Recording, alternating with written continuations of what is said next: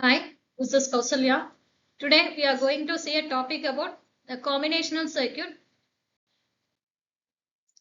So what is combinational circuit? Here, the combinational circuit means the output present on the current input. So it has no memory. The output depends on only the current input and not on the past inputs. Next thing, it is instantaneous response. Change in input immediately reflect in the output. So there is no feedback loop. There's no path from output back to the input. Next thing, it is time independent. It doesn't rely on clock signals or timing sequences. So these are built from logic gates. What are the logic gates means? It uses AND gate, OR gate, NOT gate, XOR gate to perform operations. Next, coming to the classification of combinational circuit. First thing is arithmetic and logical function. Here we see adders, subtractors, comparators, PLDs. Next, coming to the data transmission, we see the multiplexer, demultiplexer, encoder and decoders. Next, coming to the code converter, we use binary, BCD, 7 segment. Next, what are the characteristics of combinational circuit? Here, the output of any combinational circuit at any instant of time, it depends only on the levels present on input terminals. So, deterministic behavior for given set of input, the output is always predicted and consistent.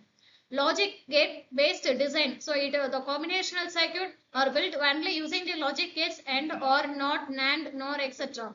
So, it is used for data processing, commonly used in arithmetic operation, data routing, encoding and decision making logic. It have a many number of input and number of outputs. Coming to the half adder, it is a combinational logic adder circuit with two input and two outputs. The inputs are A and B, the output are sum and carry. It is founded in arithmetic and logic units. So it is used for performing the addition of two single bit binary numbers in a computer. Here we use logic gates or one XOR gate for the sum and one AND gate for the carry. Coming to the truth table, we write 0, 0, 1, 1 and 0, 1, 0, 1 here. So for sum, we have to addition 0, 0, this is 0 and 0, 1, this is 1. 1 plus 0 is 1 sum and 1 plus 1 is 0 and here remaining the carry is 1. This is the circuit diagram here. One XOR gate is used. This A and B are inputs. Then here represents sum and carry. This is one AND gate. The next is full adder. In full adder, we have three inputs and two outputs.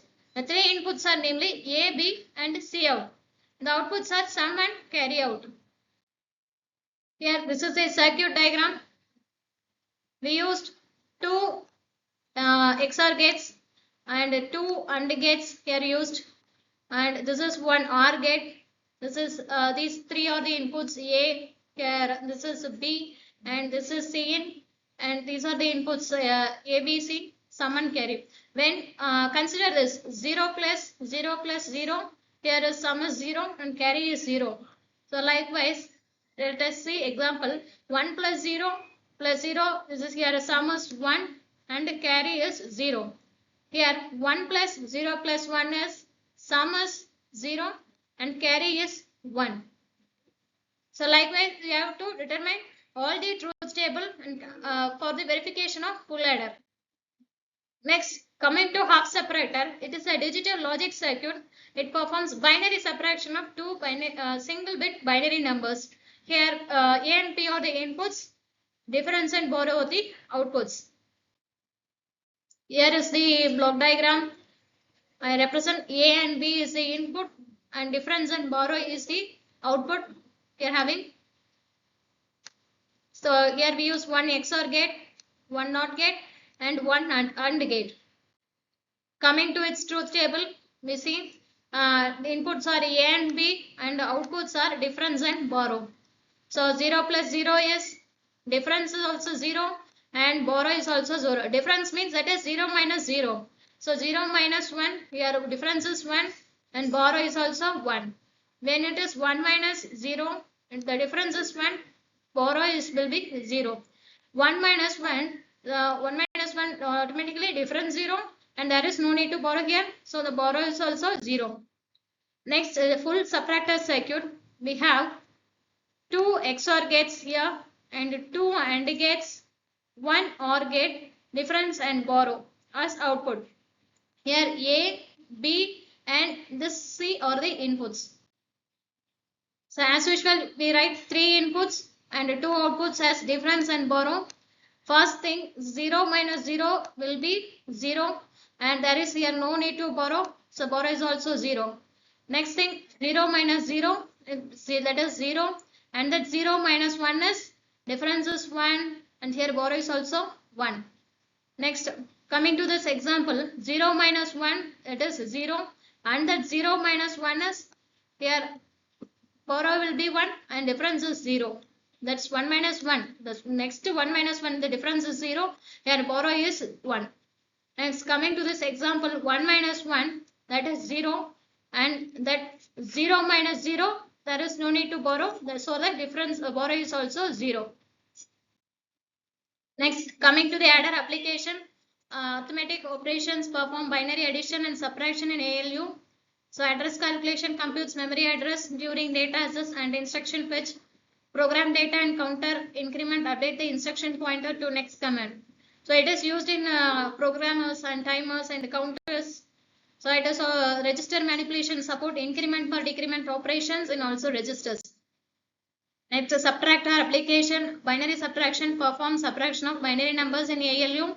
The two complement operations enable subtraction by adding two complement of a number. Likewise same it is also used in timers and counters. Address offset calculation helps compute relative address and memory offsets. Then this comparison operators support logic for comparing values for a subtraction. Coming to the question forum, what is the main function of half adder? Write the two outputs of half adder and their logic expression. Why do we need a full adder and when we need already a half adder? How many input and output does a full adder have? What is the main difference between half subtractor and full subtractor?